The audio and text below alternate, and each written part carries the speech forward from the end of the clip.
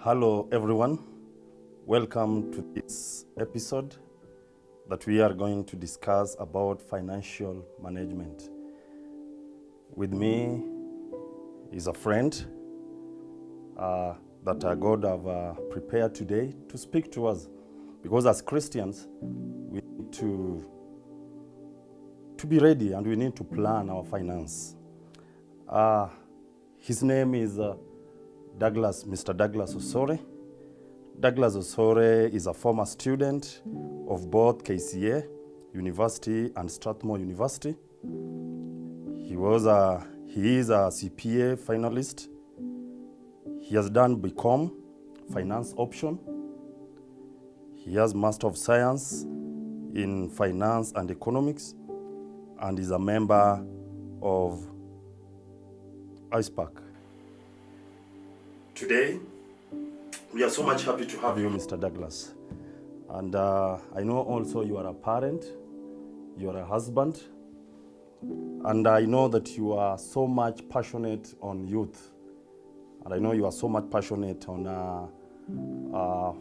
finance management, and especially on saving and investing. I've seen what you have done, and that's why we have called you today, so that you can speak to us. How is your life so far during this period of COVID-19? Are you working or working from home? Thank you for having me today. Indeed, I'm working. Yeah, we're working from home. At the moment, we are closing our financial year. We are in June. I work with the National Treasury. Yes. Those seconded in the Office of Registrar of Political Parties. Now we are in the month of June. We are closing our financial year. That is on 30th of this month. Yes. Actually, it is because of COVID-19. That's the reason why today I'm not in the office. Oh, but okay. Yeah. in the previous period, that is the years that have passed, both Saturday and Sunday, we used to spend time in the office just to close our books so that come 30th. But I know some organizations at the moment, some ministries, even today they're in the office. Okay. Yeah, working so that they can beat the deadline of 30th. Yes. So last week the Minister of Finance gave us a budget. Just in summary, what did you see in that budget? Do we have hopes as Christians? Do we see something good? I don't know, how much was it? Something trillion, 3 point something trillion? The budget is for around 2 and something trillion. Or 2 point? Yeah. Okay. But of course, there are a number of challenges. If you look at the budget, there have been cuts in a number of areas, and at the moment, all the emphasis is being laid on particular areas. Yeah, like paying loan. If you're not aware, like at the moment, as at December last year, that is the loan, the Kenyans. Will I say obligation? We are supposed to. The country is at the tune of 6 trillion amount of loan that is still outstanding that the government is supposed to pay. Pay out, that is. I see most people in social media, in different forums, they are blaming the government, especially when we look at the issue of corruptions that we are facing in Kenya. Currently, last week, people were complaining about the budgets that were given to former Prime Minister and the budget given to the President and the Deputy President. And I don't know, we are quick to blame them without even understanding maybe the breakdown. What is it? I remember last month we were complaining about the Ministry of Health when they tell us they are spending about, I don't know, it was 10 million, how much? 40. It was a certain figure. And people are complaining, but now the question is, as we point fingers on the government, how they are spending those trillions, we as individuals, how do we spend our 2,000? How do you see when people are so quick to judge the government and their part? Do you see Kenyans, do you see as we are good in managing our finance? In fact, when you mention about corruption, I'll say that it is a cancer that it affects. As people points finger at government, talk of even policemen and traffic officers and all that. There has been that saying, they say that it takes two to tango. You'll agree with me that for a police officer, even if it is traffic, you find that somebody is arrested. Of course, he knows that he has messed. He's supposed to be arrested and maybe taken to court. But he finds that the easy way is to do a part with money. But now he will not look at that money, that the bribe that is giving out to the police officer. Instead, he's looking at the 1 billion or 2 billion that is being lost up there. Yeah, up there. But you'll agree with me that corruption is corruption, whether it is 500 shillings that we're giving to a police officer, or maybe if it is 5,000 that we are giving maybe to an organization for you to be awarded a tender. All that is corruption. Now it is something that is a cancer that, for it to heal, there should be a mindset for all Kenyans. People should change their mentality so that if it is saying no. I remember like when the NAC government came into power, that is when Kibaki came in. Yes. When Kibaki came in, after Kibaki was sworn in as Kenyan president, I remember clearly in OTC, that is in town OTC, an officer had approached, that is police officer, had approached a matatu driver who had, he had, I think, done something which was broken a law, and they wanted to arrest him, and instead of arresting him, he decided to do it, to talk with the driver so that he can be given something, and then he releases him. But now the passengers in the vehicle decided that no, we can't entertain this. Yes. Yeah, they alighted and got hold of the police officer. Such kind of mentality, if that one can change, then I'll say the entire country is going to change. So the corruption should end from me. Yeah. It should be something to be dealt with as individuals. As individual. Yes. Because many times we blame the police and we don't blame those who gave them. That is it. That's great. Now, let's go back now to people, because we have money and we are poor. We are unable to manage it. We are unable to manage the little that we have or the much that God has given us. One thing that I believe is God created everything and He gave us power to manage. We are stewards. So it is our work to manage. And the resources that we have, we must manage it. So the thing is, in your view, how are we good in managing finance? I know you have dealt with youth in your family level. Do you see as Christians we are good in finance management? And I want you to give us that basic of finance management. I'll say when it comes to finance management is efficient and effective management of money. There's somebody say that it is sad, money never come with user manual. You work end month, you just get your salary. It doesn't come like, like you go buy TV and there's a manual that you're given that this is how you're supposed to use the TV. This is how you're supposed to use the remote. The money doesn't come with user manual. You get your money and it is you to sit down and see how you're supposed to spend your money. Now, if you look at the way people manage money, and also I'll say our education system, emphasis is not, we interact with money throughout in life. Throughout in life until, let me say, not even the moment you cleared, maybe primary, not really, but a child, because now you find that maybe at the age of maybe, 6 or 7, a kid already knows money, he starts playing around with money, and he will interact with money until the point of death. Yes. But now if you look at our education system, there's no emphasis or proper education about money. Now it is upon an individual for you to look on a way, how can you be able to empower yourself? I'll say on financial literacy. Yes. So that as you interact with money, you know the importance of money, and you know what you're supposed to do with money, so that you get income, and how you can lose it, that kind of thing. Indeed, when I look at what you are saying about at the age of 6, at least the child knows. But again, I see that in Africa, we were not well trained on finance or money management, because I see even the issue of saving, the issue of investing. Africans, we are not good. That culture is not part of us. And I'm wondering, how can we train children from a tender age to understand how to manage finance as a family?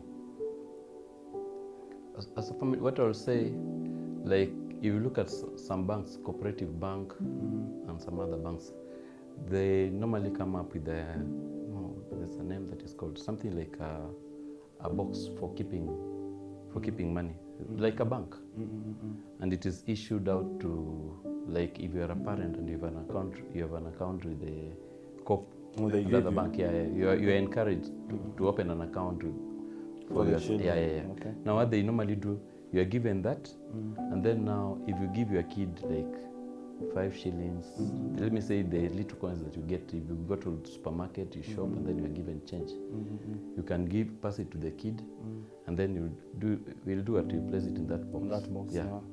Place it there. Home bank. Home bank. It's just like that. You place it there for a period. Talk of maybe until it gets full, or maybe for a period of a month. After which, in fact, best thing to do is you go with him to the bank. And then it is emptied in the presence of the kid. Or the other people doing it. Not the way we break it. No. No. It's supposed to be emptied in the presence of the kid, and then now it is counted and kept. Yes. So the child is able to know that today they have received 500 shillings, and he's able maybe to sign somewhere. Okay. Now, as the kid grows, because now this money is meant for the kid, it is something that can happen that maybe on his birthday, because I've been seeing like during birthday, if it is Coop, they normally send, most of the banks, sometimes they send birthday card just to celebrate the kid's birthday. And at the same time, on such occasion, maybe you can decide, because the kid will be expecting maybe a cake and all that. From a parent. Maybe you can decide, maybe it is from his account, maybe it is withdrawing money, that kind of thing. But at the end of the day, I'll say that as the kid saves, a picture should be drawn. Let the kid know that this money is being, as he saves the money, maybe he's saving it for a particular purpose. He's saving it for a particular purpose. If it is maybe he wants you to buy him a bicycle, if it is saved like that, if it reaches a certain amount, you can go with him, withdraw that money. There's no, this money is meant for. It does now read this figure. It can be not the way I see parents are failing, whereby a child keep it in a home bank, then when he's lacking something, he goes to that child's home bank and break it and use it. Or sometimes you hear a child crying, oh, my 500 is lost. Where will I get it? I'll say, if that one happens, sincerely, and it is something that you are trying to mold the kid to follow a certain direction. And then it is you as a parent who is supposed to be a role model. Who goes to the kid's account and break it and get hold of the money. Talk of even during this time of COVID. Even if the times are hard. The kind of the mentality that will be creating for me, to be bad, so that, because now you're expecting that him also will mold maybe the kid. You know, it's a generation. It's a generation. Now if he sees you doing that, him also, given the position maybe in future, when he takes over the position, he becomes a parent also. You see that is the right direction that somebody is supposed to follow. I like that suggestion, because the culture of saving is not in us. At my 30s, I found it difficult, and now I must learn it in a very hard way.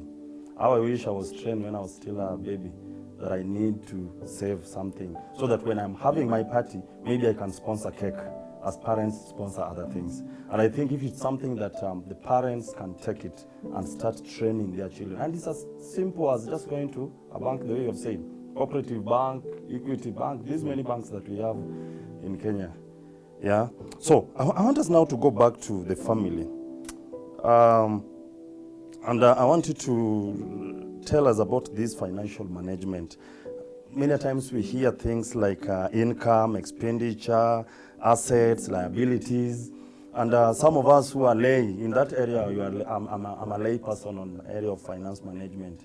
Now, can you talk to us, the lay people? What is income? What is expenditure? What is assets? What is liabilities? I know here it is a murky area to step on and all that. In fact, the idea that people talk about how people conceive the issue of income and expenditure and also asset differently.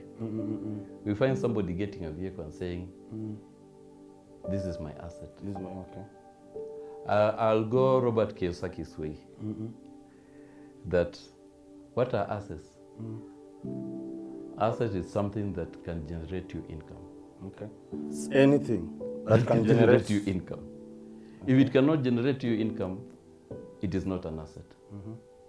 If you buy a vehicle today and you're not working, so just for your personal, for your personal transport, that's not an asset. You'll be expected to fuel it. You'll be expected to service it. All that, and you'll find that if you had talk of maybe 20,000 in your pocket. If you had 20,000 in your pocket, if you use the vehicle for talk of just for movement and all that, personal use, if you give it a period of 1 week or even 2 weeks, you'll find that the money that you had in your pocket is no longer, if it was 20,000, it will no longer be 20,000. It will be maybe 15,000 or maybe 10,000, or even you'll be left with nothing. If anything does not generate you income, then it is no longer an asset. I'll talk of it being a liability. Same to a house. You buy a house and you say, this is an asset. If it is not for rental, unless it is rental, at the end of the month it generates you income. If it can't generate you income, because if you have a house, you'll be expected to do it. If it is paid maintenance. Of course, there are utilities, talk of power, water, and all that. You'll be expected to pay. It will not be generating you income. If anything, it will just be So let me ask you now. What about? I know there's a youth asking. What about talent? Can we put it as an asset? Maybe this youth is a teacher somewhere, and also is an actor. So to him, he feels like acting is an asset to him because it generates money. Or where do you put things like the talents, the gifts? I'll say it is like it generates income. It can generate you money, and that's the reason why, like, if your ability to do it, there's that patent and all that somebody you can go to register and all that. If it is something that can be able to generate you money, that is you do it. I'll say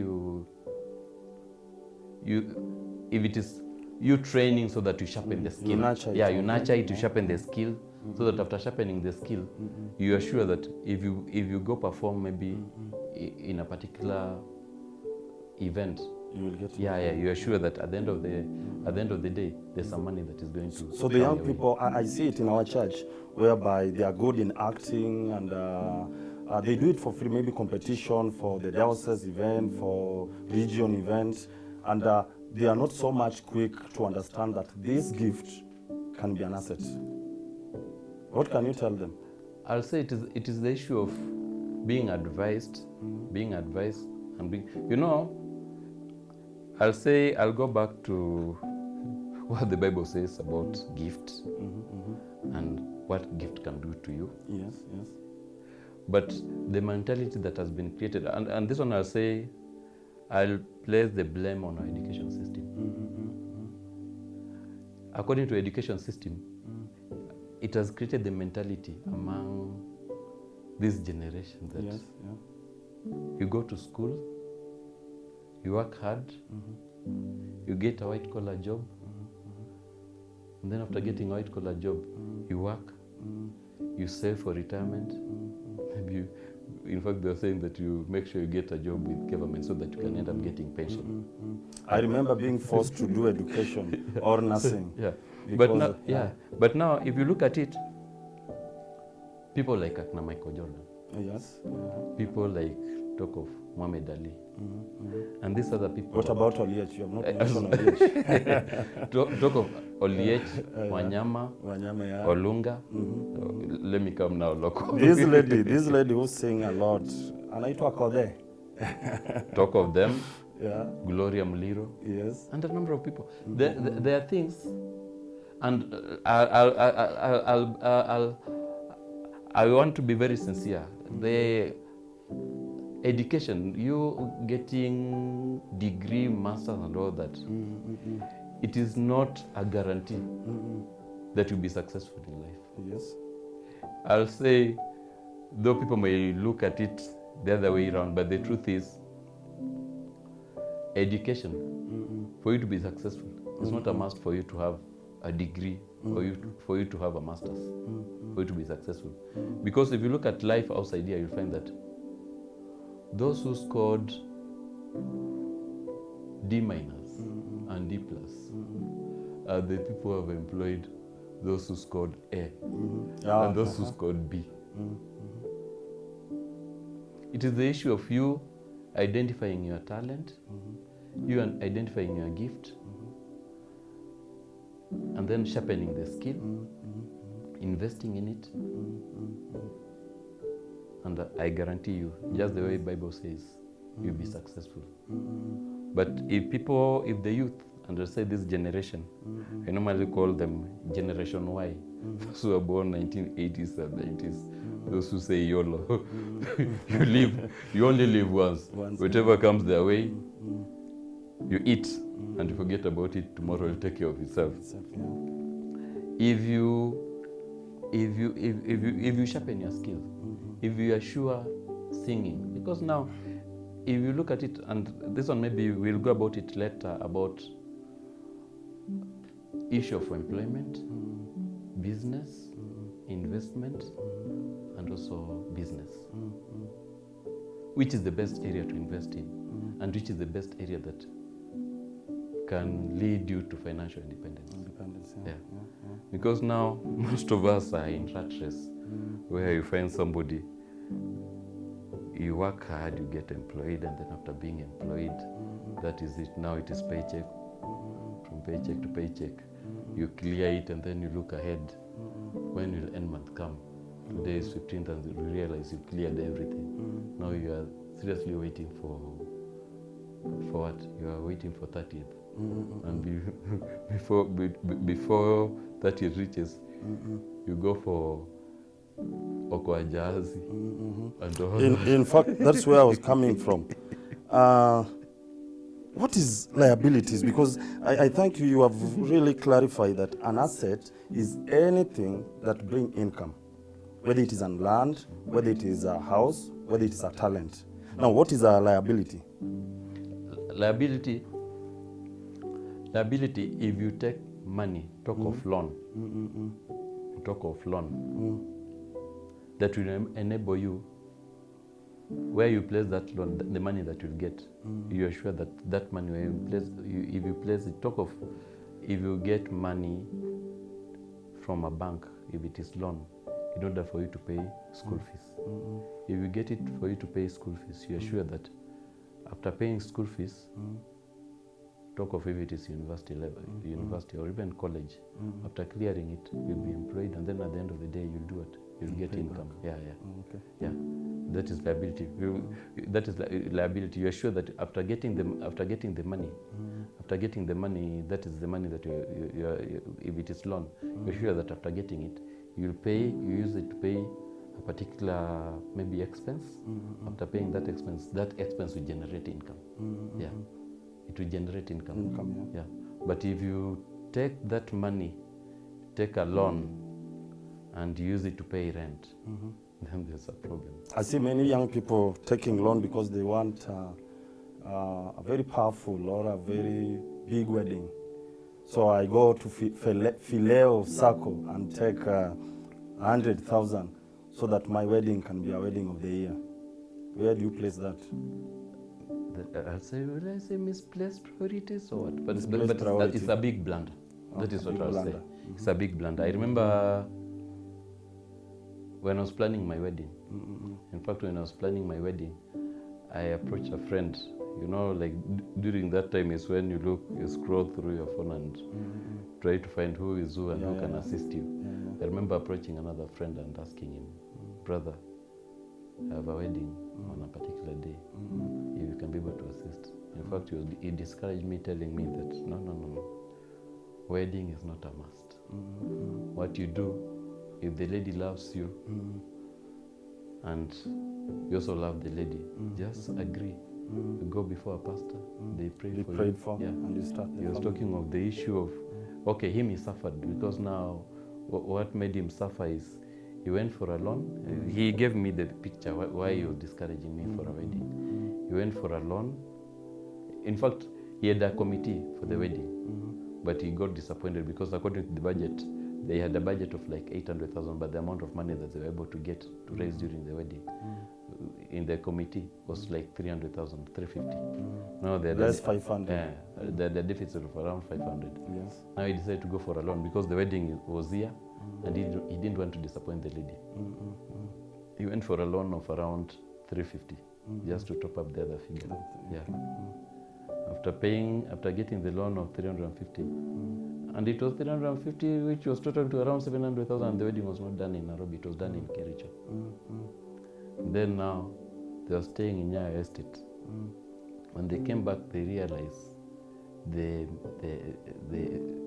liability, the money that they had borrowed, it had become a burden to them. They could not be in a position because the lady was not working, but it was only the guy who was working. He was not. They were not able to. They were struggling to pay the rent because one side, the gentleman was paying, servicing the loan, and at the same time he was expected to take care of the rent and together with the household expenses. Now what he decided is that they shift to a cheaper house.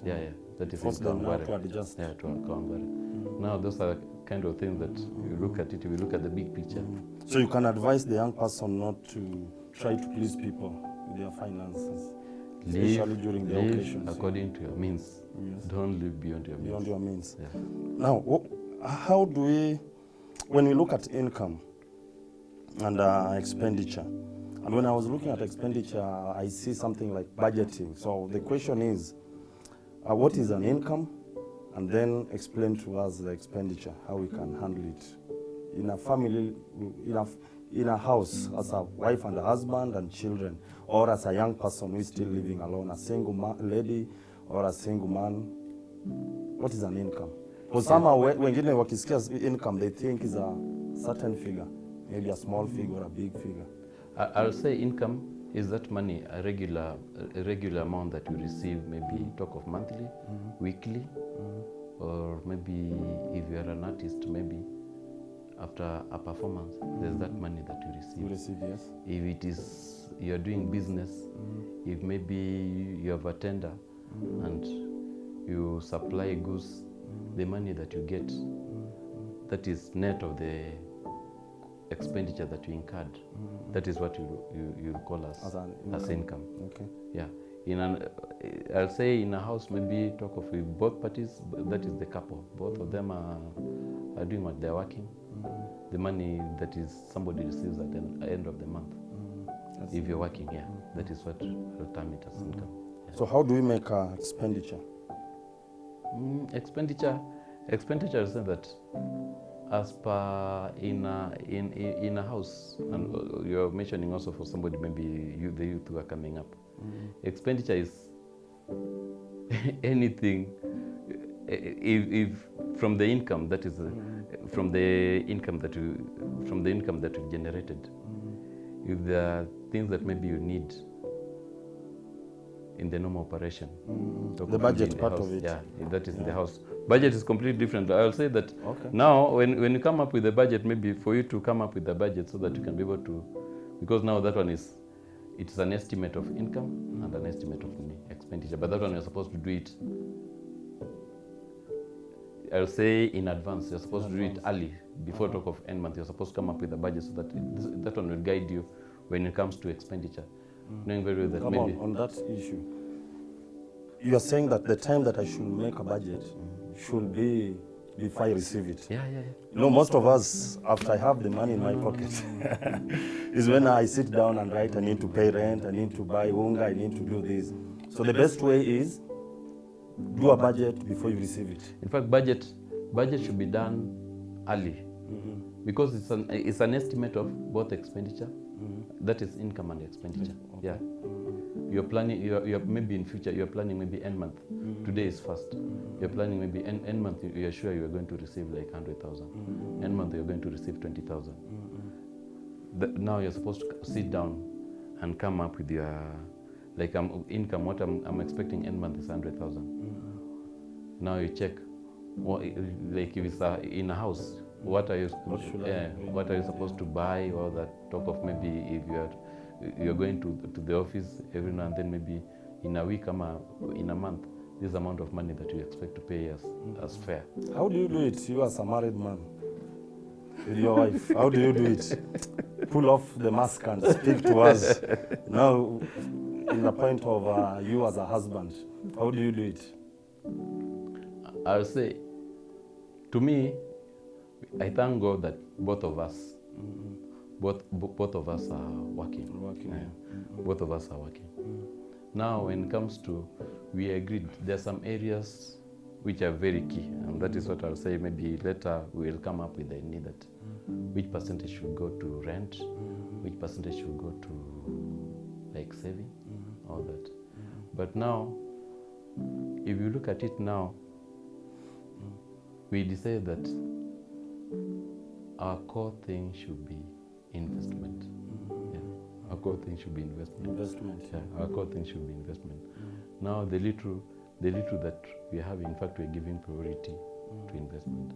How much can we be able to set aside so that we can place it in different areas, so that because we have people who are coming and they'll be expecting a lot from us, and as we leave, we are wearing out.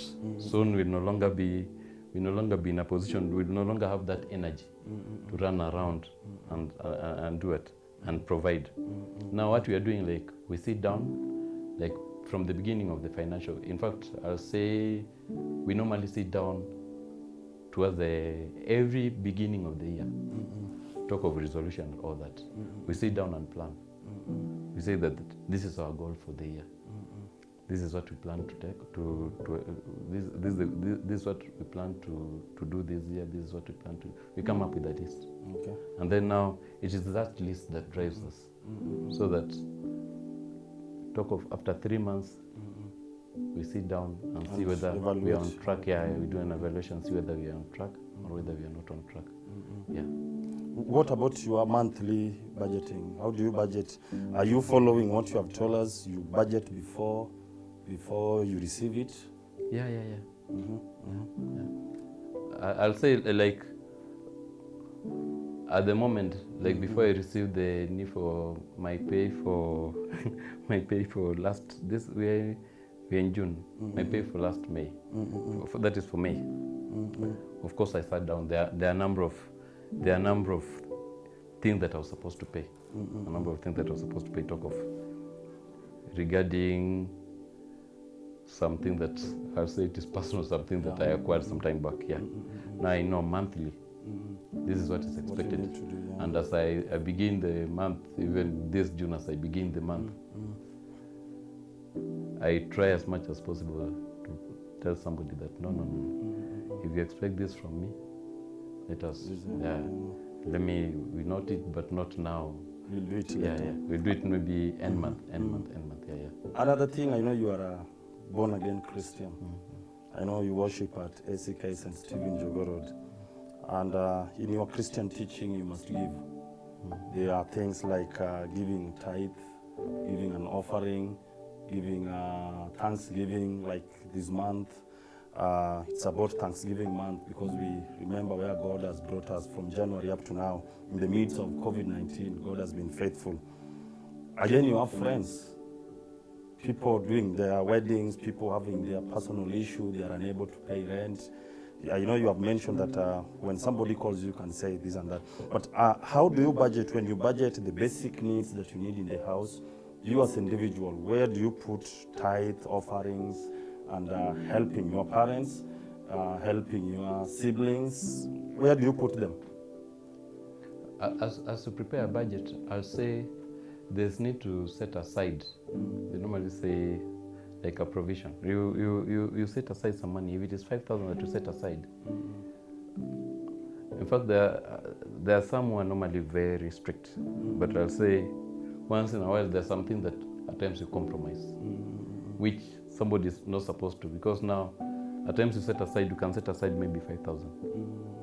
Say this is, it will cater for talk of maybe if a friend wants to wed, if maybe a friend loses a parent. Yeah. So you put a certain figure. Yeah. Because I come also from a church background, being a youth pastor, whereby you found in a year we have 10 weddings, and people compete in giving in those groups. And I know of a mother who I love her way of giving. In every wedding, in every matanga is 3,000. And one day she told me that, you know, I have only, every month I put aside 10,000. So in this 10,000, if you are lucky and you are the only person wedding this year, I can give you the whole 10,000 this month. But if you come when I've paid some issues, then I might give you 2,000, or I will give you it to you next month.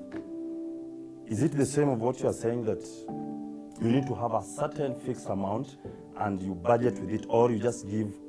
Somehow we give carelessly. I know we are told in church to be cheerful giver. You need to give generously. Where do you see generously and planning? Are they contradicting each other? The same Bible that says we need to give cheerfully is the same Bible that also says it emphasizes the need of planning. Of planning, yeah. The need of planning. You need to sit down and plan. There's need for you to, if you know, in fact, you need to know, because now at the end of the day, talk of, unless maybe you are alone, you're living alone, maybe you're not married, that kind of thing. If you're not married, it can be easy. You can survive and maybe wait until end month. But now if you're a family man, a number of things are expected of you.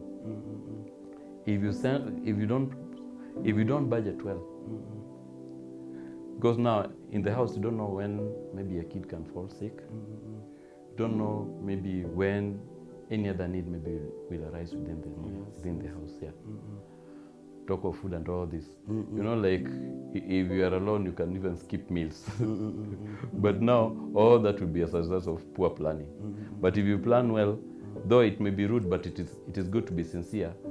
Rather than pleasing somebody for the sake of it, it is good to be sincere. If you can't be able, you know that maybe you have set aside a certain amount of money, talk of 5,000 or 10,000. Now it is you must have that financial discipline. You must know that if it is 5,000, rather than you set aside 5,000 and somebody wants to wed, and then you give out the entire 5,000, and you don't know, and talk of maybe it is you're giving out 5,000, and maybe it is on second of the month or third of the month. That is immediately after getting salary. You still have 3 weeks to end month. At the end of the day, it is you who is going to suffer. Now there's need for you to plan yourself that if you're giving out, if you've set aside 5,000, it is you to plan well that from 5,000, maybe if it is a wedding, you give out 500. If maybe somebody has lost a relative, you give another 500 or even 300, so that at the end of the day, there's something that will be left with us, just something that will be left with. You can top up. Maybe. You can top. The following month. So let me ask you, but I believe also the way we say when we start, it should be something. Finance management should be something people need to acquire when they are still young. So even the issue of the young person, whether you are still alone, you need just to manage your finance well, because it's something that you will continue practicing in your life. Very you true. need to plan how much do you give to the needy, to church, to your parents, and even how much do you spend in your house. Another question now, as we are approaching to end, is about loans. And you know that nowadays loan is just on our phones. Mshwari, Fuliza, there are many. KCB, bank loan. When you look at them, how can we control ourselves from taking these loans? Because every time we will have something to do with money. Yet I have money in my hand. How can we control? Because most young people are going through stress and depression because of these loans. What I will say is need for financial discipline. Financial discipline. Need for financial discipline. What should guide somebody is, why am I taking this money? It is meant for what? If you look at, and I was mentioning about Generation Y, if you look at the current, if you look at the lifestyle, our lifestyle, the we live, you find that somebody has a phone of, talk of even 60,000. 60,000. And if you look at his salary, it doesn't match the like he has saved, he has saved maybe 3 months, maybe 20,000, or even 30,000 for him to buy that one. Now, and if you ask, talk of maybe if that is his core, he is using the phone to generate money. If he is using the phone to generate more like money, an asset. yeah, more than if the phone is using it to generate money, then it's a different story. Yeah. Yes. But now, if it is just there for a show, then he's missing. I have a friend who took loan for about 300,000 so that he can just buy things in the house, a good table, a good chair. Yeah. And that is why we will end up to good loan and bad loan. And I was mentioning good loan, if you're taking loan to pay maybe school fees, if you have a project, maybe you're taking loan and you want to invest in a particular project, which you are sure is going to generate money. But if you are taking loan in order for you to buy household items, or maybe to buy phone, and also maybe for clothing, and maybe all that, at the end of the day you find that it will not generate money, but you'll be expected to pay this other money. And I was mentioning, in fact, the other time that all this, as you take loan to buy these other items, somebody should be guided that what should be the limits of like your expenditure. Somebody should come up with limit that I can only spend this, because now salary. If you talk of maybe you're having a salary of 50,000, somebody should sit down and see how much should go towards saving, how much should I save, how much should I do at pay rent, and how much should I spend, that kind of thing for these other things. But now if you are using like half of the loan, half of the salary, half of the salary to pay loan, and the loans that you took maybe are Fuliza and all that, which you use maybe to buy household items, which will not generate money. So there is bad loan and good loan. Yeah. So the bad loan should generate something. The good loan should generate. Yeah. But the bad loan you should avoid. And it is that one that you end up in a rat race. It is Fuliza after Fuliza. You pay money again after getting salary again. It is Fuliza. You go around like that. Yes, we have that behavior, by the way, where I take from Fuliza to pay you, then I take again from Fuliza to pay the other bank. Okay. There's another question also, even as we discuss all these. There's a person earning very little amount and is wondering whether financial management is equivalent to them. Should they sit down and listen to financial management, or this one is for those people who are somehow better off financially? Can somebody earning 5,000 hear what you are talking about financial management? I know of a story of, in fact, I saw it in the newspaper some time back about a gentleman who used to work in There's this supermarket that used to be in OTC some time back. It was called what? There's a supermarket, an old supermarket that used to be in OTC. There's a name, I'll get the name. Used to work in that supermarket as a packer. Like people buy me and then like you pack for that kind of thing. Or I don't know. Small job, and he used to be paid money. But now he got married. It was a young family, and he was wondering what does the future hold for them, together with the wife. And they had kids. Now what they sat down, the wife also was working, but now just this other small job that was not paying well. They sat down and decided that no. This will not do this forever. The little that he was getting, he decided to enroll in Kenya Poly for a lab. A lab So he was saving to... for a lab course, He did that at diploma level. He changed job, he left there, went to another job now related to the course that he was doing. He did that for a certain period. Then, as he was saving, he was focused. You set a goal and you go for it. Of course, there are some sacrifices that you have to make. He did that, did his degree again, Kenya Poly. Later went for his master's, and he went for his PhD. Currently, he is a PhD. It is which goal do you have in life? It is that one that drives you, and it is that one that will make you, will determine how far you go in life. If you are contented with where you are, and you keep on blaming and whining about you remain in the same situation. So in other words, you are saying saving should be our culture, and it doesn't matter how much you earn at the month. Kidogo kidogo ujaza kibaba. And people need to learn it and have that culture of saving. At the moment, if you look around, you'll find that somebody is earning a salary of 50,000 and is staying in a house of 30,000. Is it necessary? No. You are staying in a house, you're earning 50,000 and you're staying in a house of 30,000. 30,000, Others will find that maybe you're earning 50,000, you're staying in a house of 30,000 and you don't save completely. You don't save completely. There's no harm if you earn 50,000. Let's say 15%. Make sure that the rent that you pay is like 30 should not exceed 30 should be the ceiling. It should not be 30. It should not exceed 30% of.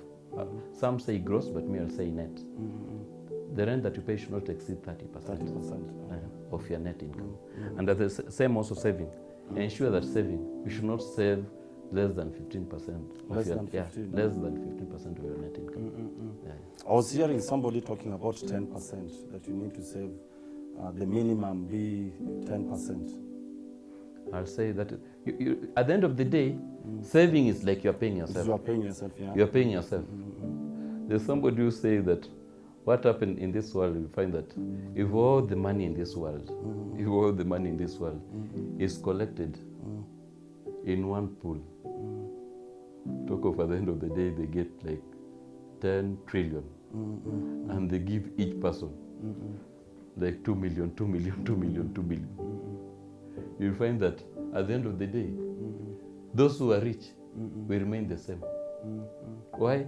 It is because of our expenditure habits. Because of our expenditure habits. Because now you find that if you're not the kind of person who saves, you end up with the same lifestyle where you get it, you spend like 50%, talk of even 90%, and then 10% maybe, or even 100%, you spend like 100%, that kind of thing. So you are advising us to save at least 15%. Minimum of 15%. Minimum of 15%. Thank you. I want you also to help us on types of saving. I was told about when I'm saving, there's a reason why I'm saving, that I need to have a reason. And we have some types of saving, long term, short term. Can you explain it? I'll say also saving will depend with the goal that you have in mind. Which goal do you have in mind? The goal. The goal. Because now, if like you're saving to pay school fees, and maybe you're planning to join talk of university or college in 6 months' time, then if it is saving, you will opt for a short-term saving, so that come after 3 months or 5 months that you're planning to do it, to join the college, you'll be in a position to pay. If you are saving to buy maybe a home, that will be a long term. You can opt for fixed deposit account, where you'll save knowing very well that you don't want to write this money until maybe after 5 years. Or that is a long term. Yeah, that is long term. Fixed deposit account. You place it there knowing very well that after 5 years or after 6 years is when I want to access this money. Yeah. But now there's that current account where mostly it is for businessmen. If maybe you want money to keep it there and you know tomorrow you'll need it, you can operate such an account knowing very well that that money you're keeping it there, but you'll need it maybe tomorrow. So anytime you can withdraw and deposit. So you are saying, like a young person, the youth, do you agree with me that the best saving can be the long term? This young person who is still earning maybe 10,000 per month is able to save even 500 per month with a long term, whereby he wants to build a home in future, or he wants to buy a land in future. The fixed account can be the best. I'll say, personally, that is my opinion. I'll advise a young person not to go for bank, instead to save in a circle. Yeah.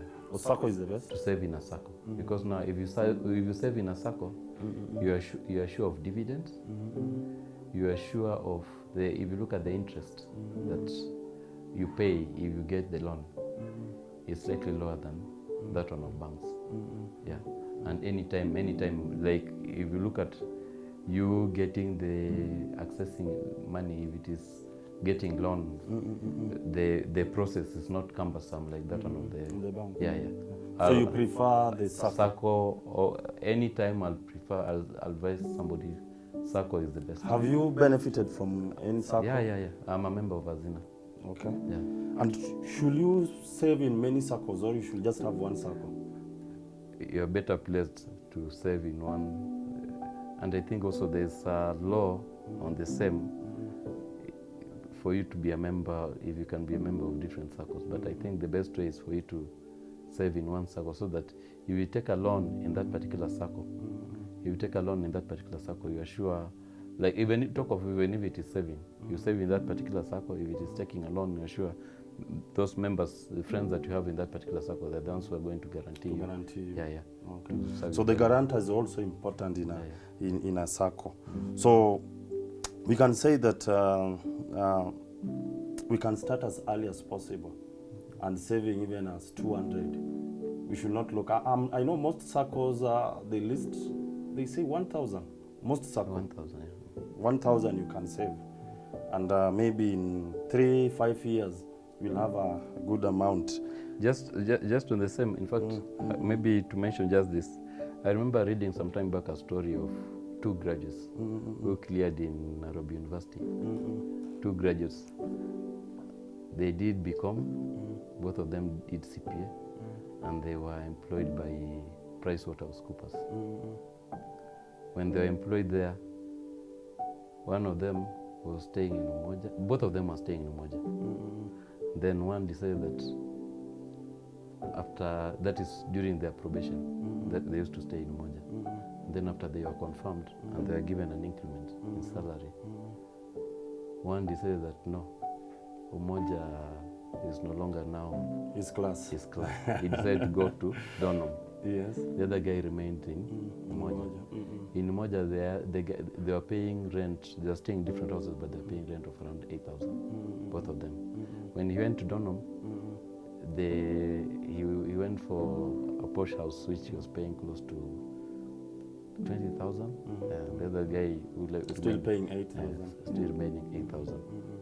And then after some period again, they are given a salary increment. But the only thing that I'll go back and say that this other gentleman who remained in Umoja, he kept on saving in a circle. Most of his saving, the difference, the increment, salary increment that he got, he decided to save in the circle. In circle. He used to send it in a circle. But this other gentleman, he decided that the money that he was getting extra, I'll say YOLO. You live once. You only live once. To do it, to enjoy. Lavish life. Yeah, lavish life. He decided to go to Donholm, pay rent of around 20,000. In fact, he bought a vehicle on loan, started servicing the vehicle. He never joined SACCO. And then later they were given again salary increment. He decided to leave Donholm. He went to where? He went to... No. South Sea. South Sea. He went to South Sea. Yeah. Now this other gentleman left to Moja, went to Donholm. To Donholm. At least he's going step by step. In fact, they were assessing their life in a period after like 30 years, 25 years of employment, when they both lost employment because they were working on contract and it was being renewed. When they were told that now the contract has come to an end, you no longer be needed. This other gentleman, he had a saving in SACCO of around 500,000. He had a saving in SACCO of around 500,000. He had a poultry farm.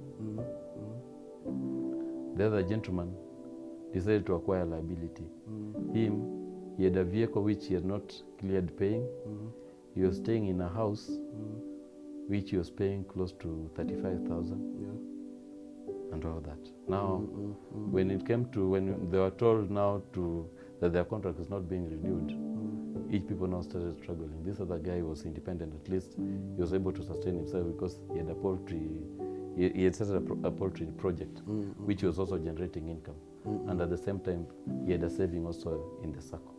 Now, for him to maintain his lifestyle was still possible. But the other gentleman, maintaining his lifestyle became impossible because now paying rent of 35,000 monthly and at the same time servicing the loan that he took to buy the vehicle was a headache also. So even as we end, one thing I get here is that saving is so much important for the future. You can save to help you in future because even when you have those, you have invested in houses or in land or anything that you have done, it will help you the time of need.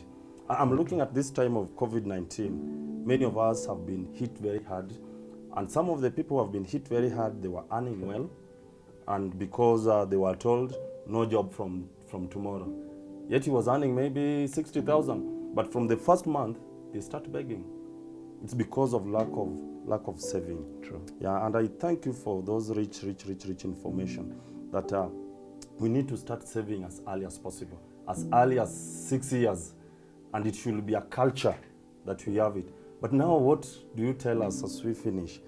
What do you tell these people at this age, our middle 30s? You are saying that this thing ningesikiza nikiwa 20s, but now I'm 30. What should I do? I'm earning 10,000 per month. I'm earning 20,000 per month. What should I do? Do I have hope? On the issue of saving, I'll say, I'm sure you know about Warren Buffett. He's the third richest man in the, I don't know, third or fourth richest man in the world. The world. Yeah. In fact, he was being interviewed that when did you start saving? When did you start, not really saving, but investing? When did you start investing? And he said that he started investing at the age of 11 years. 11 years. Yeah. And he's regretting that he started very late. Very late. He So what started about very late. me at my 35? Now, it's a question that we should ask ourselves. Yeah. At this age, have you invested? And you can't invest if you're not saving. You can only invest what you have saved. When you're saving. Yeah. Like if you save in a SACCO, the advantage that I'm saying about SACCO, if you take a loan, if you have a saving in a SACCO of around talk of 50,000, you can be able to get a loan of 3 times your saving, talk of 150. Some SACCO, in fact, issue even 4 times your saving in a SACCO. That is, if it is taking a loan. Now, there's need for us to save and invest. Unless you save and invest, financial independence will still be as a mirage.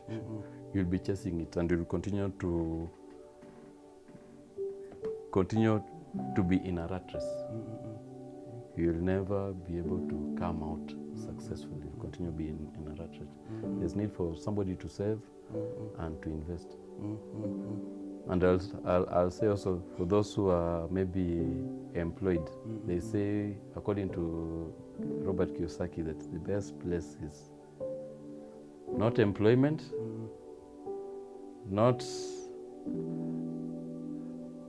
self-employed, because like now most of the people say that I'm an accountant now, I want to do it, go out there and do it. You know, you do it like somebody calls you and prepare the books and that is it. That one also will not lead to financial independence. I'll also mention that if it is business okay, business is also good, but investing is much better than all these others. If you invest, there's that saying, they say that let your money work for you so that you can be able to sleep comfortably in your house. And somebody woke up at around 6. He's in your shop. So you prefer more of investing? Yeah, investing. In areas like which one? Talk of if it is shares, okay, if it is mutual funds, all that. You just, like, if you have, talk of people like, I'm sure you've heard of Chris Kirubi, yeah. He has many shares almost everywhere. If you look at amount of money that he's making, and if you look at even the amount of money that the CEO, is called the CEO of Central, is making, you can't compare with the rest. So the rest of the very few CEO earn such kind of money. Him, you find that him is his back and he only goes there maybe once in a while too. Yeah. And like us, that if you leave, you're worried. If you leave, if your employer, you go to your employer tomorrow, you report on duty, and you are told that you are fired. Don't know where to go. Yeah, you don't know where to go. But if you have invested seriously, then even if you are fired the other side, or I'll say there'll be no need for you to go to the office, because you'll be sitting there and just, in fact, you'll just be told that so far they need that maybe the shares you invested in this particular need has generated this amount of money. So I think the issue of saving, I think the next episode, we will call you now to talk about just saving. Even if it will be 30 minutes just talking about saving, because I see we are out of time today. In a way that there's somebody when hear you talking about saving through those shares, is like, shares is for a certain class. People think that you cannot do it when you are somebody who earn a little amount, because you are told, I don't need unit. It's called what? Unit trust or what? Unit Mutual trust. Funds. There's a time that you must pay about 50,000, but I'm told that recently they lower it. You can pay 10,000 this month. Next time you pay 5,000. And most young people and most people upper chini, they totally don't understand. Those knowledge are left for certain people, maybe people who have done some of finance like you people. And us on the ground, we feel like the only way we can save either is to start a business, being a shopkeeper somewhere, or to do farming. We don't think that we can buy shares. I think in the next episode you should look on that. I'll say that they say that we are lazy in pursuing financial knowledge. Yeah. We become lazy. But if it is issue to do with money, because we interact with it daily, if you look around, there are some people, you look around, even issue of shares, if you go to Nairobi Exchange, there are some ladies who are elderly, including men who are elderly, but that is where they're placing their money.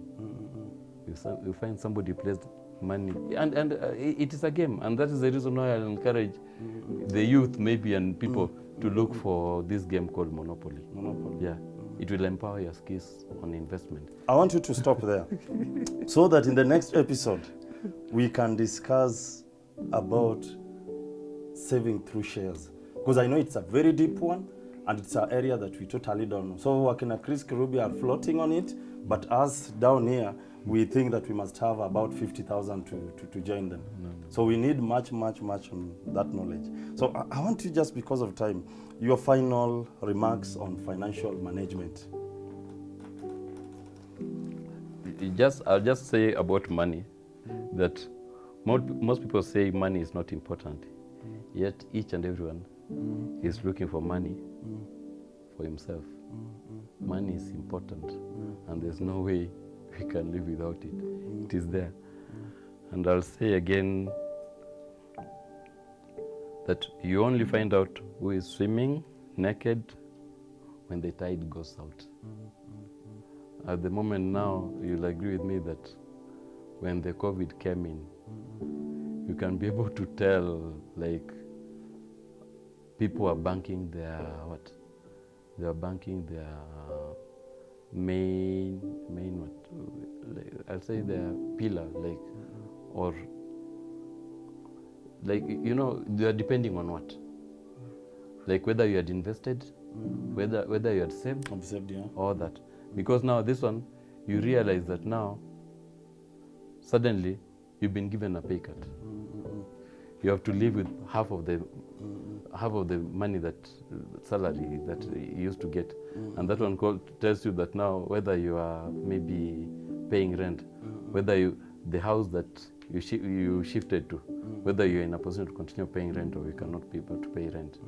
The lifestyle, that maybe you are in a certain lifestyle, and the vehicle maybe that you bought, whether you need it or you don't need it, that kind of thing.